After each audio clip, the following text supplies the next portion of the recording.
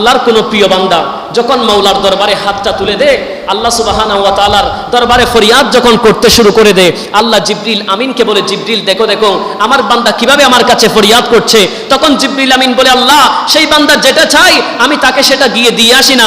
আল্লাহ বলে, থামো, এখন দিও না, আমার পছন্দ তার ডাকটা, তার রব ডাক, আল্লাহ ডাক, আমাকে ডাকছে, এই ডাকটা আমার বেশি পছন্দ হয়ে গিয়েছে, এখন তাকে দিও না। যদি দিয়ে দিই তাহলে ডাকটা বন্ধ হয়ে যাবে। আমার এত বেশি ভালো লেগেছে, আমি আল্লাহ চাই সে আরো ডাকুক, আরো ডাকুক, আরো ডাকুক। একটা সময় সে যতটুকু চেয়েছে তার থেকে 10 গুণ আমি আল্লাহ তাকে বাড়িয়ে দিয়ে দিব। সুবহানাল্লাহ। তো জিবরিল আমিন বলছেন, এভাবেই আল্লাহ সুবহানাহু ওয়া তাআলা দিয়ে থাকেন। এখন এরপরে আসেন যারা বদকার।